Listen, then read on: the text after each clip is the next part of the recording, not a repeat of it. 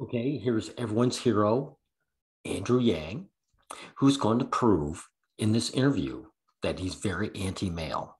He's a typical tradcon slash feminist.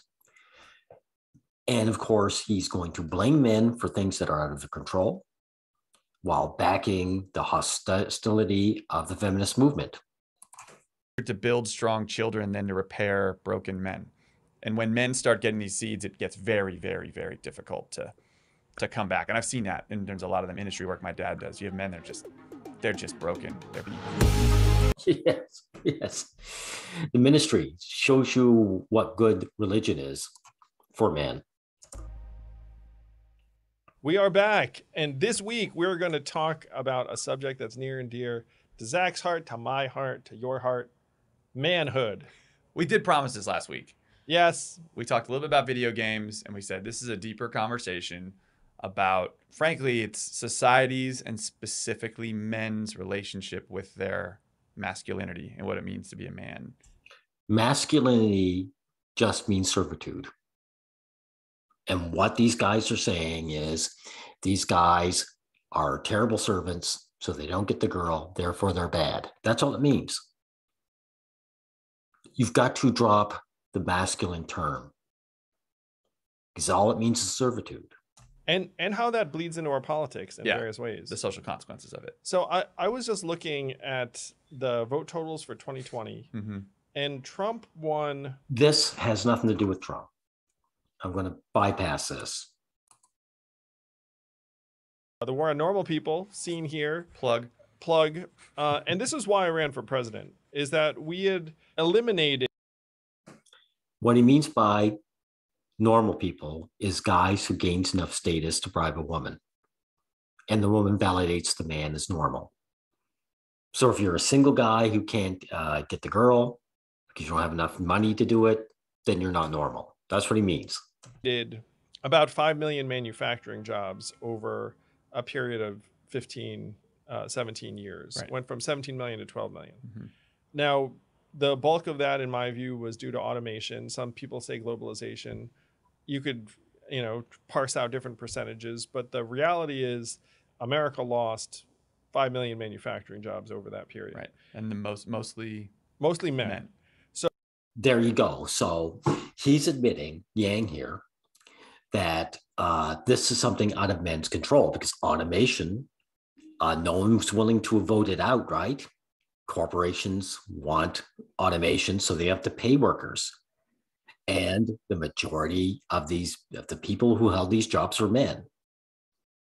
So men are not to blame for any of this, but they are going to do that. They're going to blame men. So 3/4 of those manufacturing jobs were held by men. Now, if you imagine men working in a factory, a lot of them are not college educated. So when those men lost their jobs, they often were put adrift in the economy in a way that was very, very punishing and punitive. And for a lot of them, things went south very, very dramatically. Exactly. So this is something out of men's hands. It's out of their control. So this has nothing to do with masculinity as an ideal or an idea whatsoever. So these two should not be talking about masculinity at all. They should be talking about getting men employed. Right. Where you had massive surges in substance abuse, in alcoholism, in deaths of despair. And this, to me, was the driving force behind Trump's victory. Again, Trump has nothing to do with this. You could take Trump out of the equation and the same problems would be still there. The men would still be unemployed and society would consider them garbage because they were unemployed, and women would not mate with them because they were unemployed. Okay? And that bleeds into the way society talks about masculinity, because there was a point in the not so distant past where if you were a non-college educated man, you could live a fine middle-class life. You could get married. You could have kids, make a living. Manufacturing was one of the most prevalent jobs in the economy for men without college degrees. And then you get rid of a lot of those jobs, and then the bottom falls out for a lot of these men. Right. Yes, exactly. So this has nothing to do with masculinity. This is an external problem that men have no control over. And what we wanted to talk about today was, one, I wanted to like unpack what you wrote in your book, but I also, and I'm personally, my dad was still does a lot of work in men's ministry, and so I grew up in that, and I've seen. Really? So your his ministry, is he getting these men employed? If not, then who cares? He is a non-solution. What happens to men if various external factors happen and they don't have a great relationship with their own masculinity, their own role as a man? Just what I'm talking about. So these external forces that these men have no control over, if a factory becomes automated, they just kick the men out. What has that got to do with the relationship with their own masculinity? Nothing. This is the blame game. This is blaming men for something that's out of their control. And I think I want this conversation to be helpful for both men and women listening to this, because Why would you want it to be helpful for both men and women? It's men's issues. It says right up here why boys and men are failing. Why should I give a shit about what women think? What he means by women is that these guys lost their jobs, and so women can't find that guy to leech off of. I'm not concerned with that. the conversation we're having right now on a national scale and what's coming out on men, I think, is massively destructive. And I think you agree. I do. And I think that it's taking place along party lines in a particular way. It's taking place along educational lines. And I really dearly do want to unpack it and help people understand. Yeah. So let's dive in. I got my laptop on my lap for this episode because I dove in. So your book, let's talk about, you pointed out, these numbers are going to blow your mind again like they did when I first read it, but you pointed out a lot of problems with boys and men in the book you're holding. A couple. Why is men losing their jobs a problem with men and boys? It has nothing to do with them. Obviously, the women are hired, and the jobs that have mostly women in it don't suffer this. So this is not a problem with men and boys. This is a societal problem put onto men and boys. I'll say right now. A study by MIT poverty researcher David Otter showed that when manufacturing work becomes less available, the proportion of men who get married in affected communities declines. So the average male wages have declined since 1990 in real terms. And a Pew study. Exactly. Now, these guys, these tradcons, these feminist tradcons just pointed it out. When men lose their jobs, the women don't marry men because they love them as men. They marry them because the men have the money to bribe them in. So that's all that's going on there. And they just admitted it in the first 6 minutes.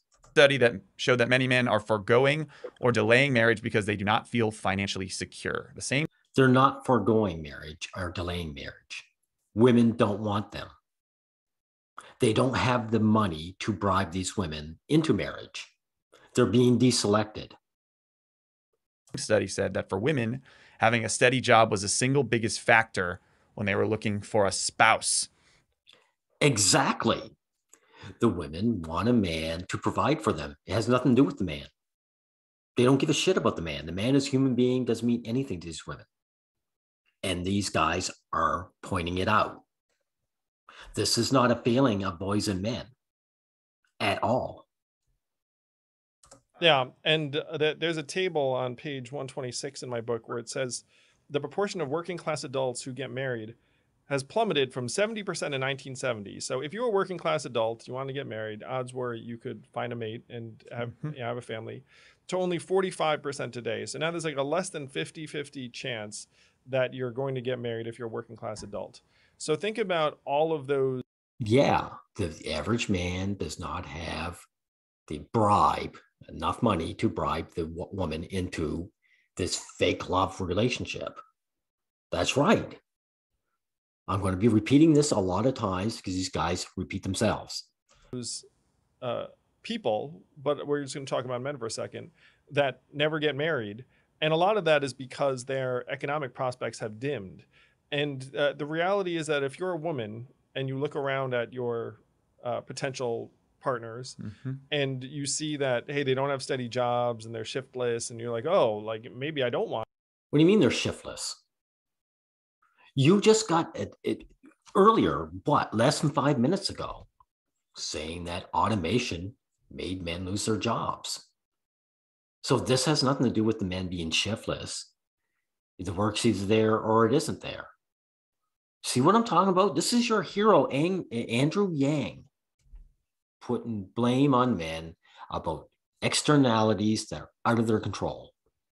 Want to marry this dude and start a family. And so you're seeing marriage rates go down across.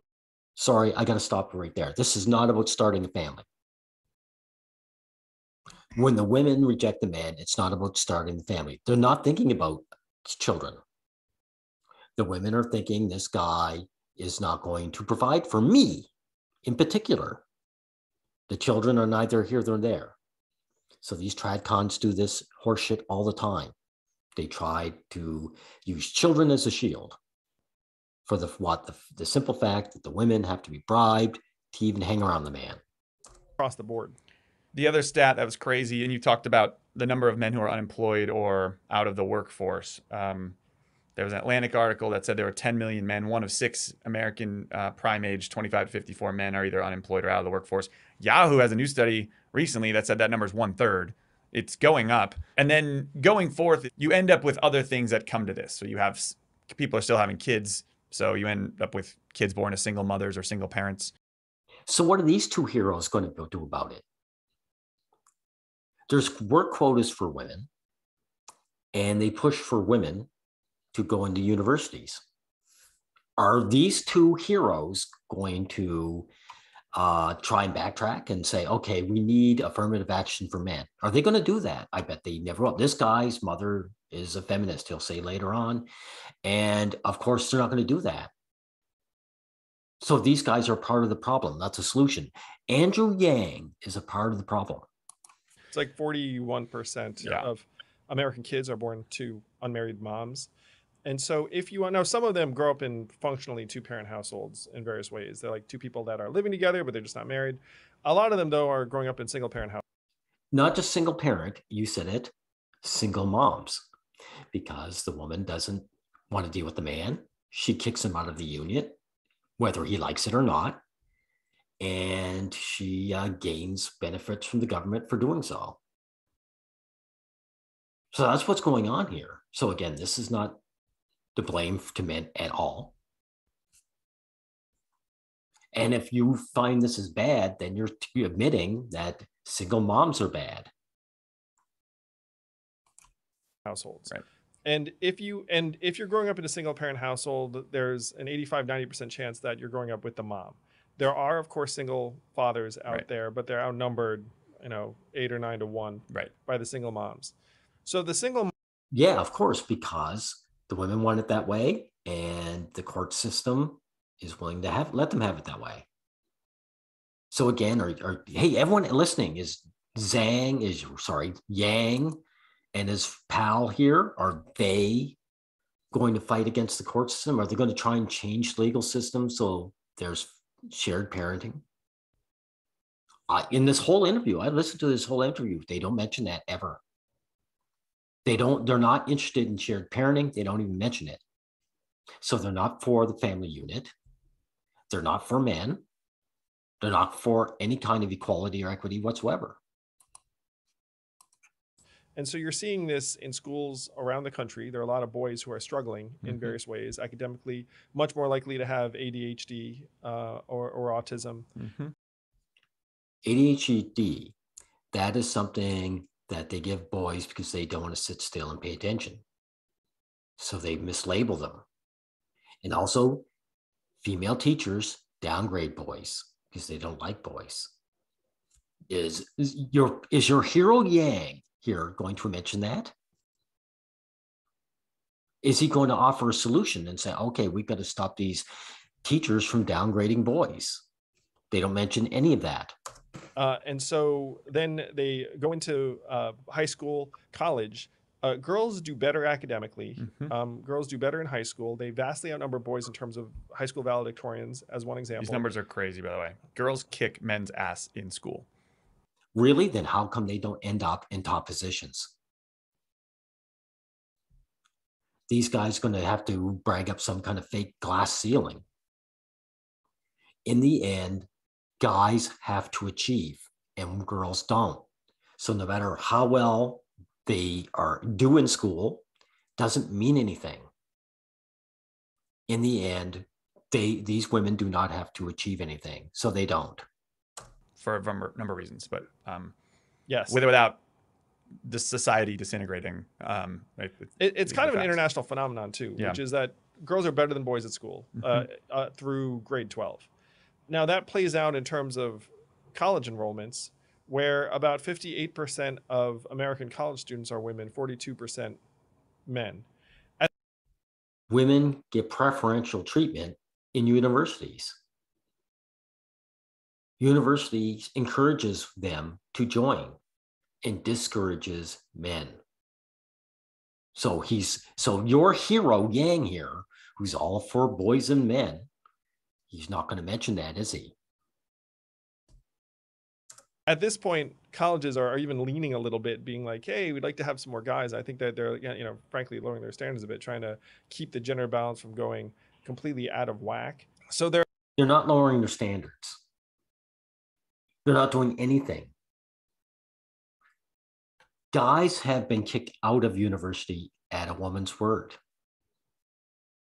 Guys are entering a hostile environment because they have gender studies in there that shits all over men. Guys are only going to enter university if they think it's going to get them a high-paying job so they can pay it off. These women who enter university, by the way, they can rack up the debt, get together with some sucker guy and get him to pay it off. Men cannot do that with women. Notice all this gets left out by these two feminists. All of these differences throughout development, and this is where I want to talk about kind of the two sides of the coin, where you have one side of the coin, which is the non-college educated part of the population, right? And then you have the college educated part of the population. Which do you want to lead off with? Let's start with non-college. That's kind of where we dove in at first, right? Yes.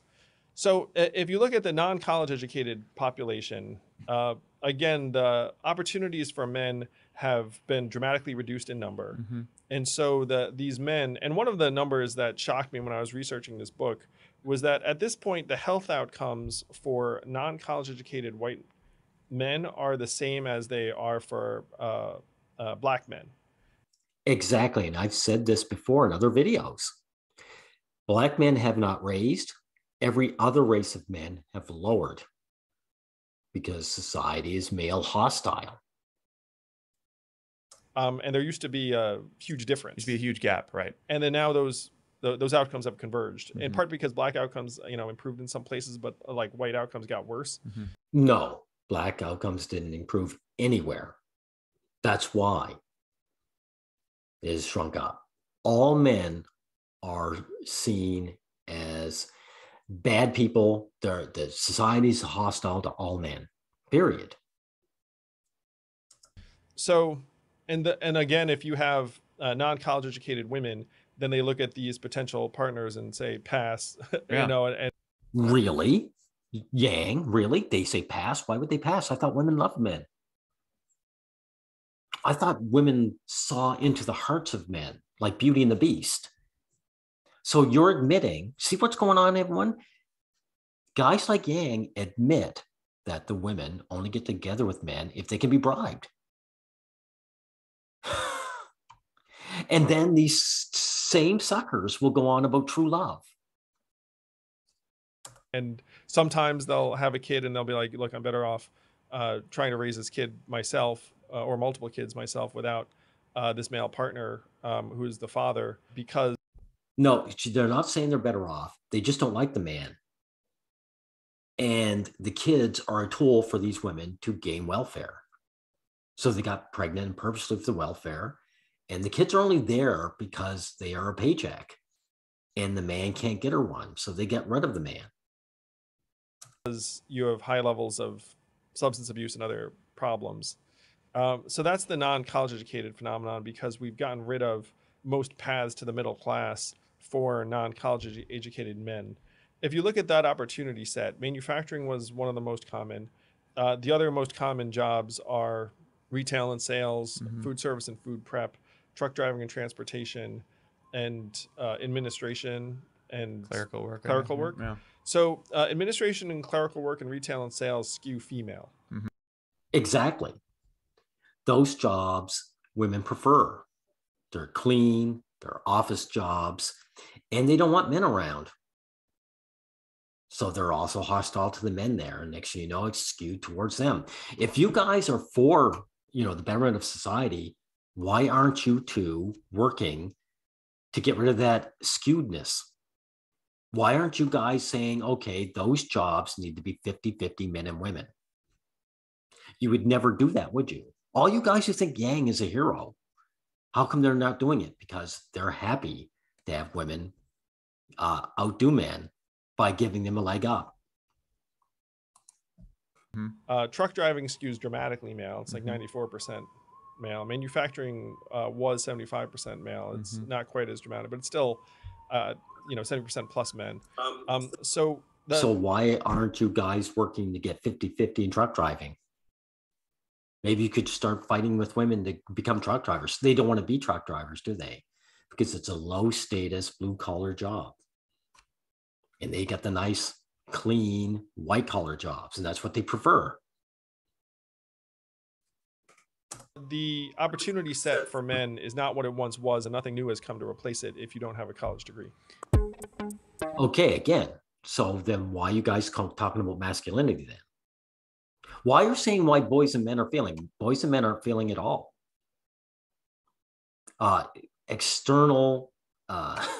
Externalities have come up that's out of their control that have affected them. So this isn't a failure. That failure would suggest that the boys and men had an opportunity that they just didn't go for, or they failed at.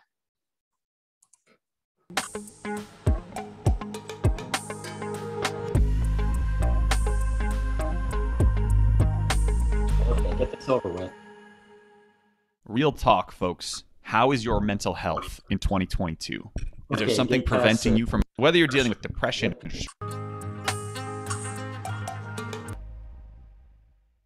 So the jobs are drying up, the family is drying up, the opportunity to have a solid mate is drying up. But the women only will shack up with a guy who has the money to bribe her with. That's right. So this isn't a failure on masculinity. This is women's choices. What are you going to do about it? Are you going to put it in the bad light that is in?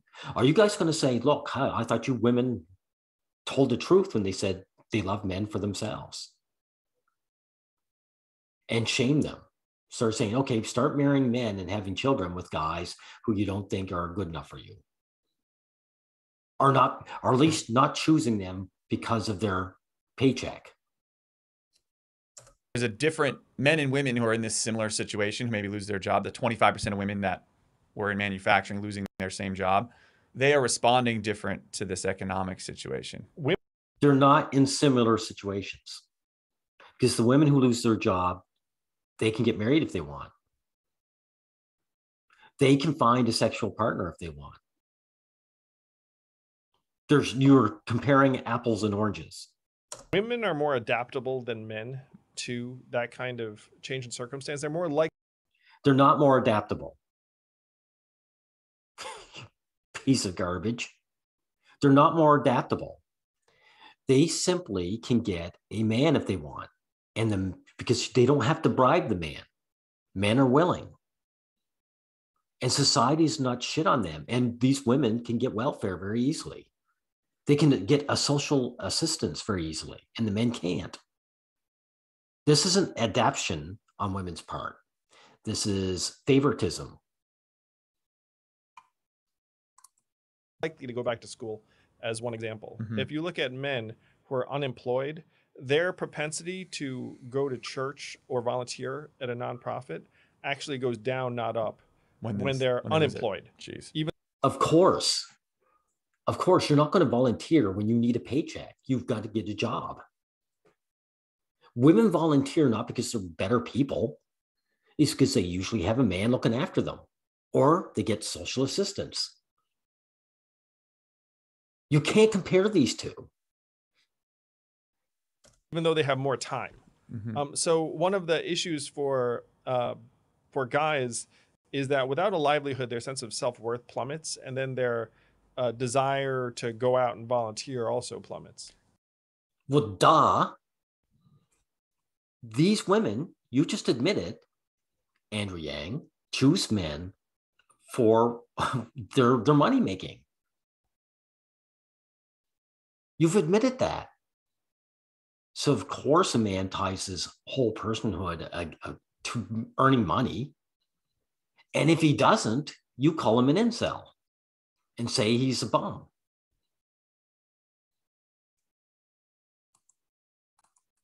For men and women, but men and women are so different, and the numbers are screaming off the page.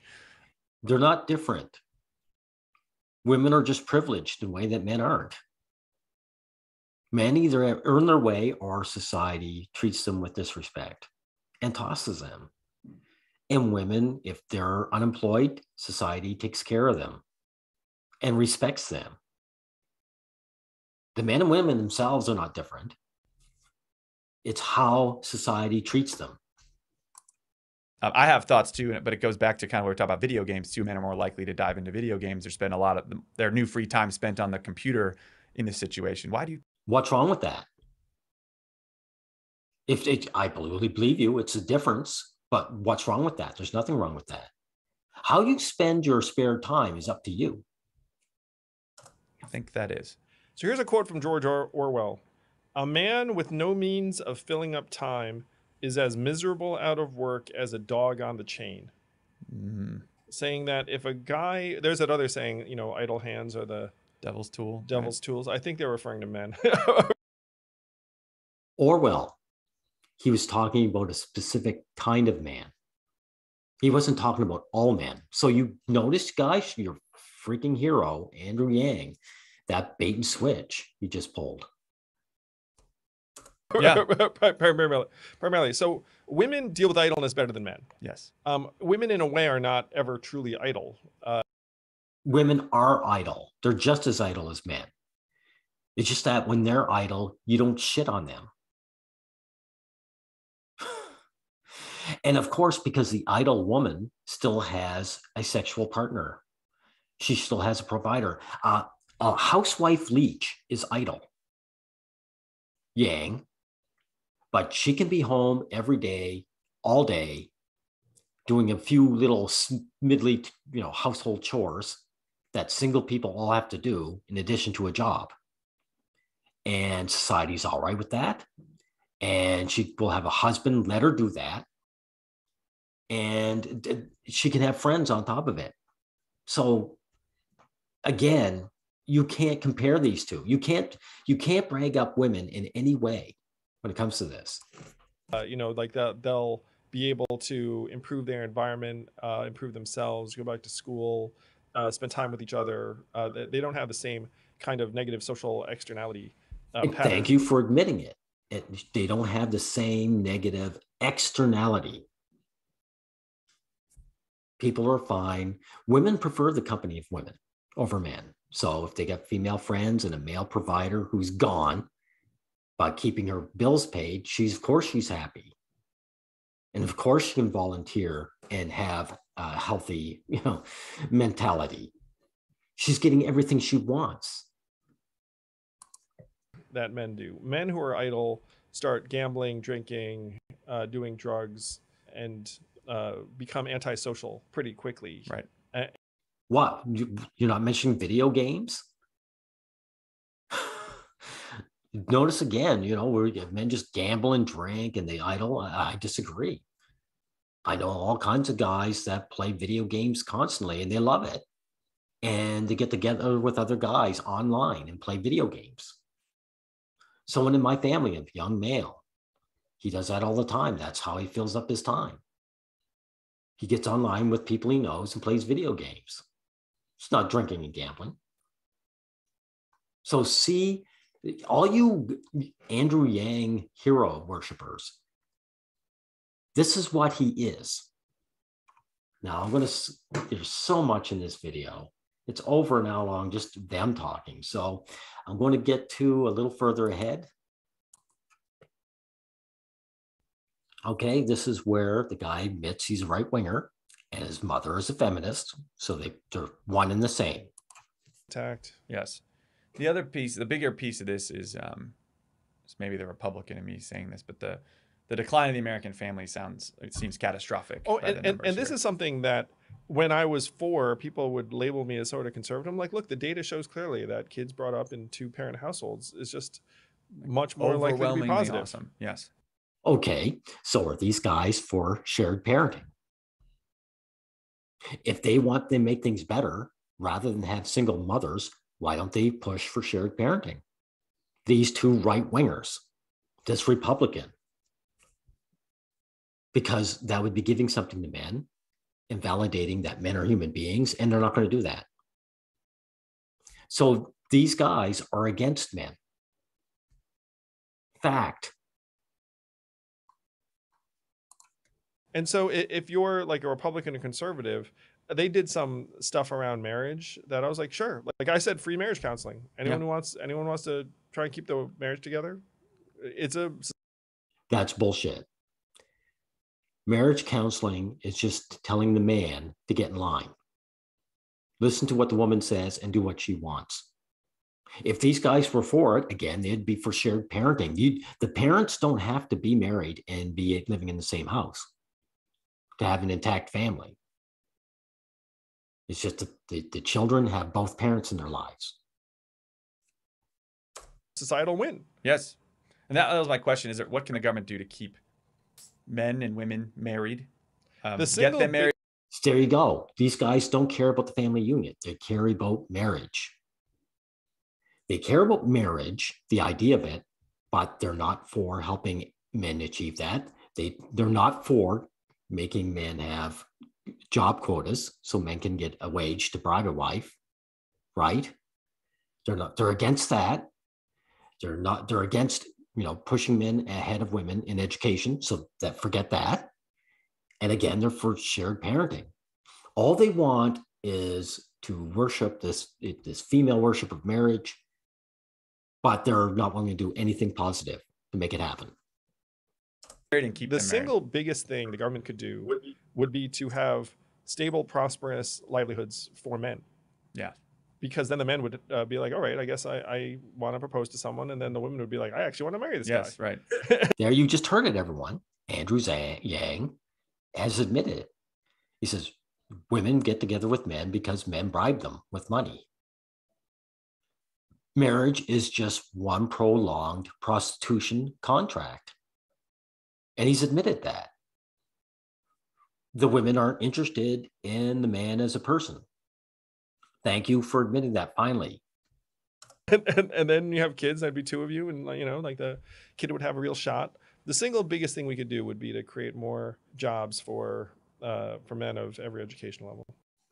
But how would the kid be guaranteed 2 parents if the wife can just divorce the husband and kick him out? Are you willing to change? Are you too willing to change the rules so women can't just do that? I doubt it. And I think that's like back to my original point, or our eyes off the ball in the feminist movement. And it pains me because I think a lot of what I've wanted to do is not say anything. Eyes off the ball in the feminist movement. See, I told you, these tradcons and feminists are the same thing. Why does this guy talking about the feminist movement when it comes to men with issues of boys and men? You shouldn't be. That's a movement. It's a hate movement, but even he would admit it's a movement specifically for women. So there's no point even looking at feminism. Even if it said it was what they, even if it was what they say it was. In that, letting the women, this is the women's movement. Like, let's go. Like, it's about time. We're behind as a country. And now it's like, hey, if we forget about all the men we're like sidelining in this process who are hurting to begin with and don't focus on them, it's going to come back and bite everybody. Well, here. Listen to this, this lowlife. Listen to this. You backed a hate movement. You backed a female supremacy movement. What do you think was going to happen? And now they're begging these women. So he's begging these feminists. All these guys, all these tradcons beg feminists. Please be nice to us.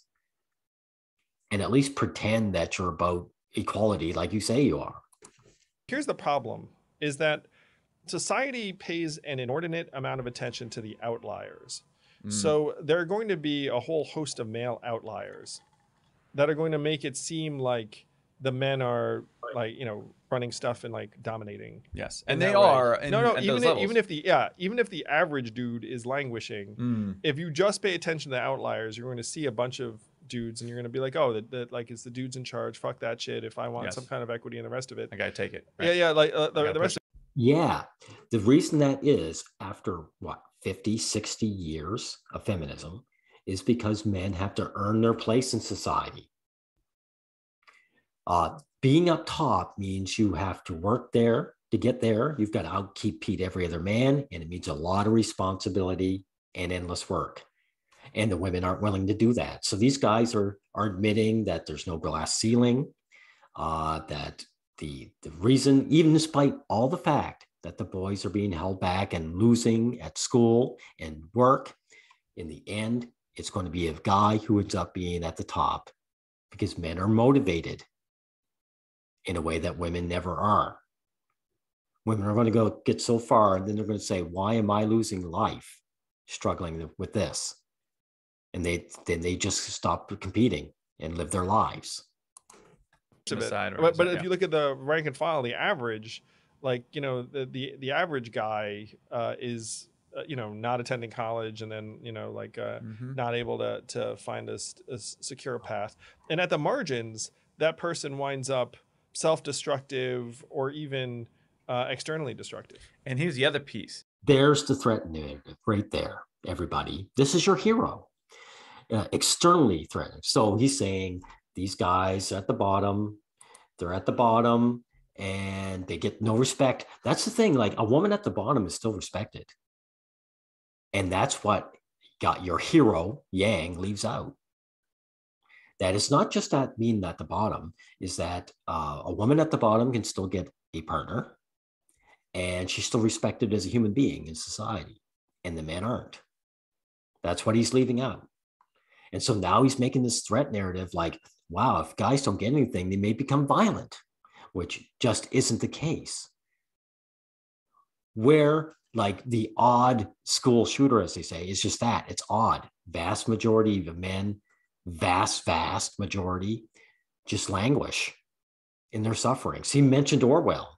Orwell wrote in what, 1920s, 1930s? And that's what he mentioned in his books, that men languished, that they didn't go ballistic and start destructive moves. So he's painting guys who didn't lock out like him. He admits that he just locked out and got where he was. And the men who didn't, well, they're just dangerous, even though all they are is just a carbon copy of Andrew Yang. Not able to find a secure path. And at the margins, that person winds up self-destructive or even externally destructive. And here's the other piece. That man in power, if his relationship with his own masculinity is destructive, like maybe he came from great, like you're going to have, in order to get to that CEO level, you're going to have some sort of structure around you, whether it's two parents or educational opportunities and drive and things like that. But if he is thinking with the wrong head or has the wrong perspective on how he should treat women, this is where the Me Too stuff happens over in. I don't want to hear this. Me Too is a criminal act forced by women who never have to face any consequences for their false accusations. So I don't need to hear any of this. You'll find this interesting.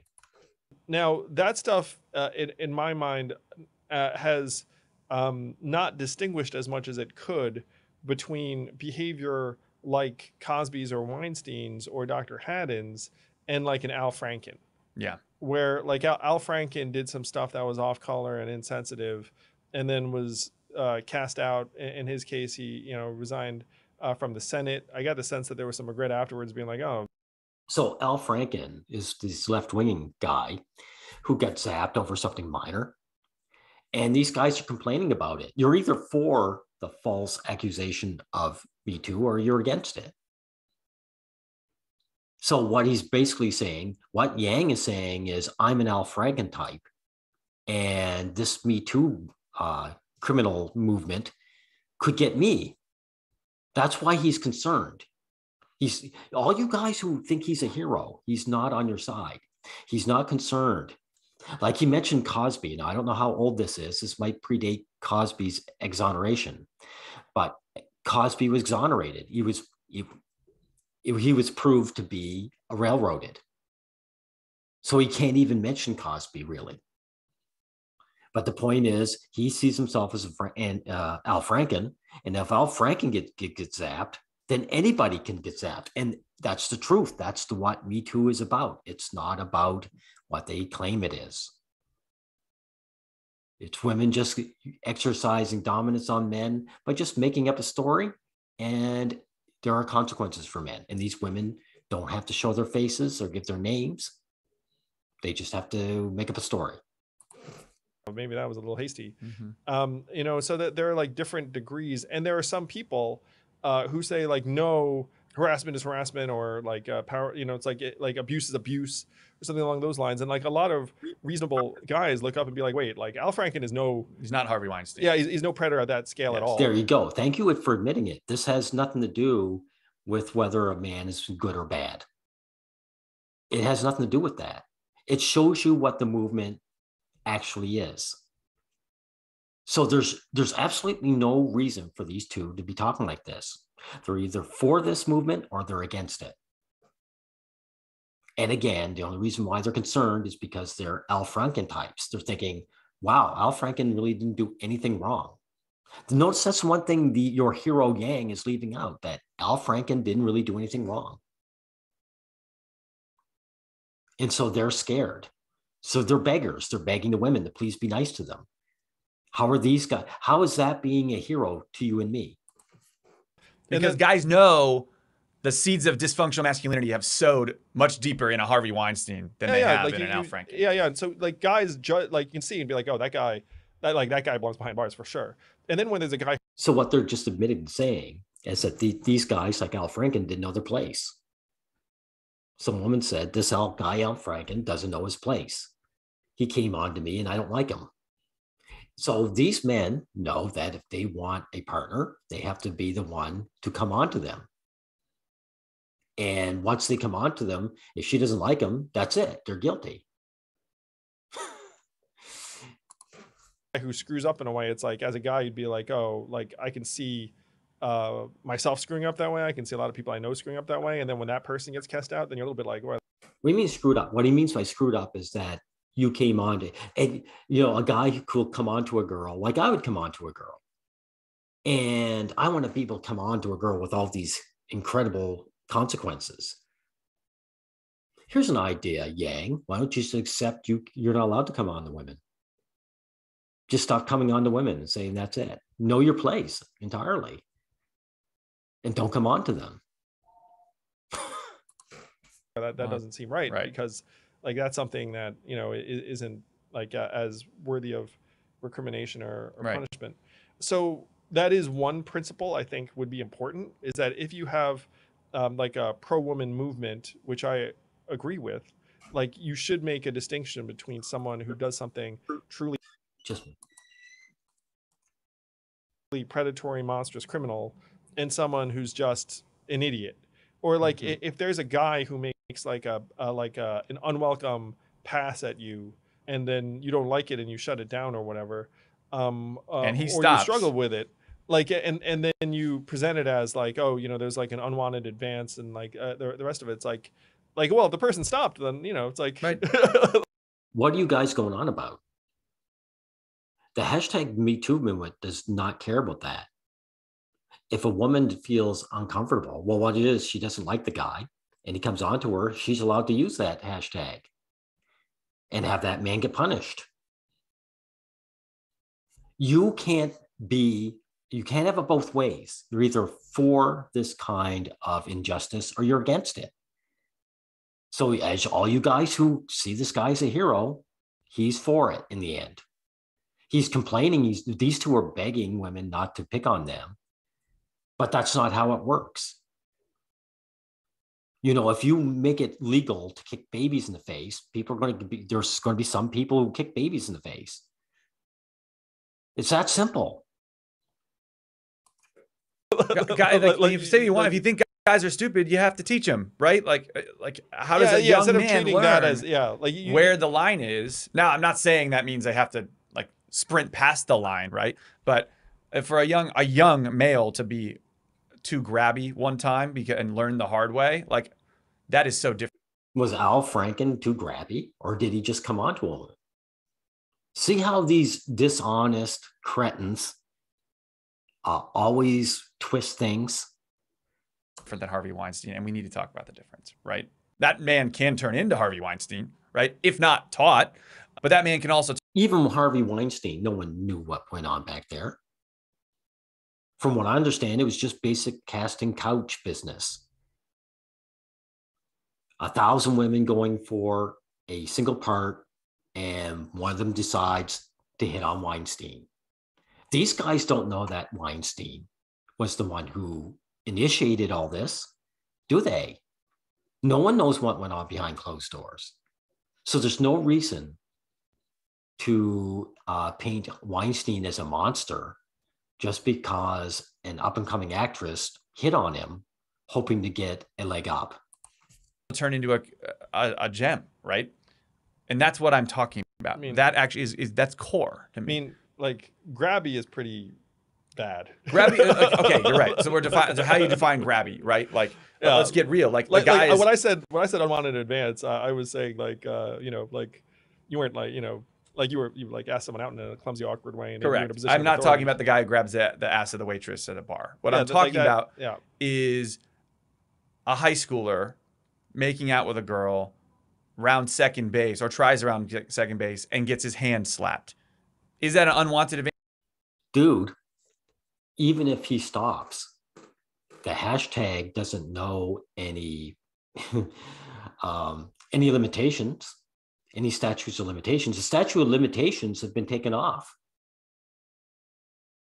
So you could be a clumsy teenager and don't know what kind of trouble you can get yourself in. It doesn't matter. When you turn 30, you could be paying for that penalty that you did when you were 15. You guys are for this. You're either for that kind of injustice or you're against it. You guys are obviously for it. Advance, yes, it is. But the guy we're talking about a 15-year-old learning, right? Now, that woman could probably go public and say he tried to grope me and sexually assaulted me. And I don't know if that's actually accurate. Maybe it was too much, or maybe it's a guy learning. I don't. Who cares? Listen and believe. You do believe in listen and believe, don't you? You either do or you don't. If you do, then it doesn't matter what the young fella did. It doesn't matter that he was too young. It doesn't matter whether he stopped or kept going. None of this matters. You're either for justice or you're against it. How does a guy learn if not? Now he's going to ask every time. There's passion involved in this. There's youth involved in this. I don't know. As the parent of two sons, parent of two sons, I am worried for these young men's very lives.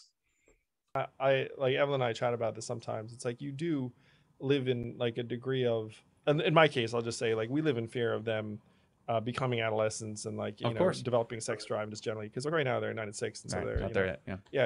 The rest. Really, why would you worry? Why would you fear them developing a sex drive? Is that not just a healthy part of adult life? We all know why you fear it, because you know your sons, just like you, have no rights in society.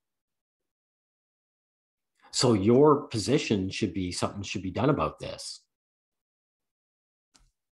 Rest of it, but you see it. And Christopher is autistic, so he's very, very unmindful of social cues. Right. And so, Okay, then he's in severe trouble, isn't he? Isn't he? Because no one cares that you're a boy. 21-year-old women are treated like children. They're giving the victimhood of children. And 15-year-old boys are treated like adults legally. So your sons are in real trouble, because I know you aren't going to stand up for them. they're doing something inappropriate, very, very high. Right. And you do this and you factor in hormones, social pressures, high school pressures, college pressures, drinking, drugs, alcohol, right? Understanding that, to me, is core to. None of those things, peer pressure, any of that, or alcohol, anything, causes women to make accusations against men. You do understand that, right? It doesn't cause women to disrespect men. Women just don't respect men. And they practice social dominance, and they will destroy a man to follow those instincts.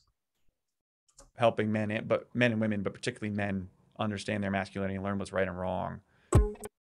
Understand their masculinity, again, just means servitude. Understand you're a second-rate citizen, second-class citizen, and that you've got to know your place to your betters, which are the women. That's all he means. That's why I reject the notion of masculinity altogether.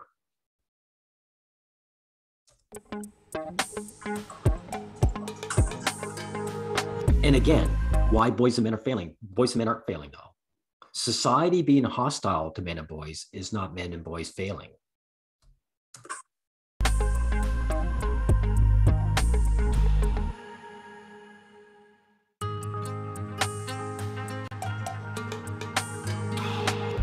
Here we go. Finding healthy outlets. In other words, you're not going to have an outlet. These guys are going to say, you need to get a job and you're not going to have any fun. That's what it's going to end up being. Society-wide, I do think that we are experiencing something of a breakdown of the American male psyche.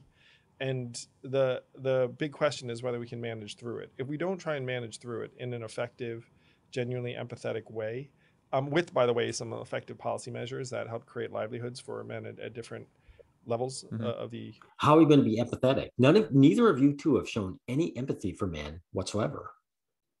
You've raised concern, with Al Franken, that you're an Al Franken and you could get zapped. But other than that, you've done nothing. You've had zero empathy for men and boys. Zero. And you haven't discussed one policy change in men's favor. Not one. Educational spectrum. We're going to devolve into civil war and the rest of it. Yeah. There you go. There's the threat narrative, if I haven't said it already. We're going to devolve into civil war, really, between who and who? He's basically saying that these men who gain nothing, who get nothing, will turn violent. That's what he's trying to say. Of course, it's not true. There might be the odd man who goes nuts, but most men will languish and suffer. Almost certainly. And there isn't a whole lot of movement in this space. Like if you say things that are sympathetic to men, you get beaten up. I'm sure I'll get crushed for this podcast. It's so. You guys have shown zero sympathy for men. You've given them man up bullshit and blamed them for things that are out of their control. There's like an oversimplification in American life where it's like you can be pro women and want to fix dudes like that. That's like, to me. If you're pro women, you're anti-male. It's that simple. That's what pro woman means. And what does it mean by fix dudes? That's certainly not pro male. Fixing men, that suggests men are broken. Men aren't broken. Society being hostile to men and boys is not men being broken. To me, those Yeah. things actually ideally go hand in hand. I'm making the argument that if I want to be pro women, I got to be pro men. Like that sounds, it's ridiculous, but that is my point. Wrong. Pro woman in this case means anti-male. Giving women privilege in the job market and education means that men suffer, that they don't get those things. They get the opposite. I know you want to paint this as we're all in it together, but we're not. To be pro-women is to be anti-male. I don't think you have to agree with it, but I think you understand. I agree Yeah. that if you want women to be treated better in American life, you would want to cultivate and develop strong men at every level of society. Strong men just mean servants, guys who know their place. I'll say it again. Women being treated better just means that men know their place, like these two heroes who are begging these women to be nice to them while not working one iota to make things better and blaming men. Yeah. And if you end up with weak men, bad shit will happen. Bad to everybody. Yes. Because, some of those dudes will just like go. This is one thing that also bothers me. And maybe it's because I was a nerdy Asian kid growing up. But like people talk about this like contempt for guys who just like go in the basement, like, live in their parents' basement. It's called incels, like involuntary celibates. They play games, and there's such like contempt for that group of people. It really bothers me because. What are you talking about? You've been showing this contempt all along. You fix men. These young fellas, they don't just decide to do that as a choice. Like, do I get a job or go in my basement? No, they lose out in jobs, as you've pointed out earlier in this podcast. And then the women ditch them because they don't have the money to bribe them. And then they become depressed and decide this route. So be honest about what's going on. Like, I feel like, one, I could have been one of those people, but two, there he's admitting it. Wait, as he talks, he'll enlighten you with the fact that he lucked out and succeeded. He just lucked out. That's it. He could have failed financially because when men put themselves out there, it's a gamble. And it's a gamble because sometimes you fail. So he could have been easily them. And the only thing that's different from him and the basement dweller is the success, is the luck. So he's no different from the average guy who's playing video games in his basement. Like, why would you have contempt for someone who's struggling in that way? It's just like, like they should be people that you feel for. Like, I feel a great deal of empathy for them. And so when people have contempt, be like, oh, like, fucking incel, like fucking dudes in parents' basement or whatever, I'm just like, you should be really concerned about like those people. Yeah. Those are the ones that shoot up schools. Yeah. There you go. There's the threat narrative. What if they don't shoot up schools, though? Most of them don't. They just languish. So you only care about these. They don't care about these guys at all. They only care that these guys might go ballistic. But these two are very happy to have these men suffer in silence, which is what they actually do. And they're human beings, and like they like have hopes and dreams like everyone else. And what happens is, like, when there are men whose hopes and dreams don't work out, they tend to kind of go inward, and they feel like self-conscious and correct. Like feel this sense. Like, I am so grateful that, because when I was young, I felt these things very, very strongly, very strongly. And like, so imagine this: I'm in my 20s. I have a job that most people consider good. I leave it to start .com that flames out, and so like my confidence is shot. I owe $100K plus in law school loans. Like there you go. This guy took a chance and quit his job, and it flames out, and so he's in debt. And he would have been, if he didn't pull himself back up through luck and work, he took a risk, and this could have been the end of his life. I think about asking women out. I feel self-conscious about the fact that I can't afford to like take them out on a fancy date. Yep. Why would you do that, bro?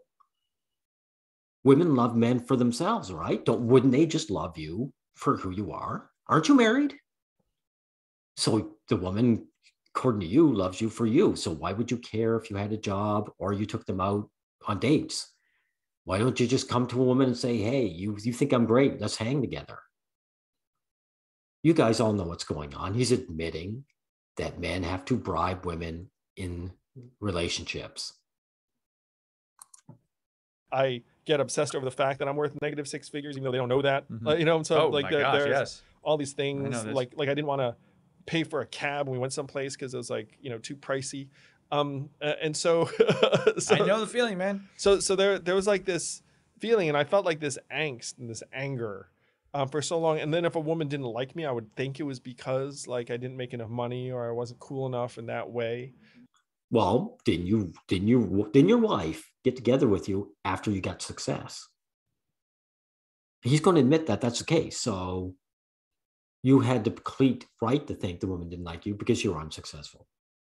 Like it's all like preying on me in a particular way, and I'm so grateful that I got the time to mature through it. I'm super grateful for the level of success that I had during that period, which was not assured at all. Because like, you know, my company fails, next company runs out of money. You know, I was like throughout my late 20s, things weren't going that well for me professionally, and my confidence was not great. My dating life wasn't great. And then it was really only when I got a job that was a good fit for me, and then became more confident and positive. And then I met Evelyn around the same time, which was no accident. Mhm. Yeah, none of this is an accident, those guys. He lost his job and then he lost his confidence, not the other way around. And he wasn't getting any luck with girls. And then he got this job, which was a fit for him. In other words, he liked it, but it also paid well. And then he gained his confidence back. And then this magical girl showed up. Notice these magical girls, Evelyn here, they don't show up when you're poor and broke and they help you out. That only happens in anime. What's happened here, he became, again, he succeeded, he lucked out. He tried again and it worked this time.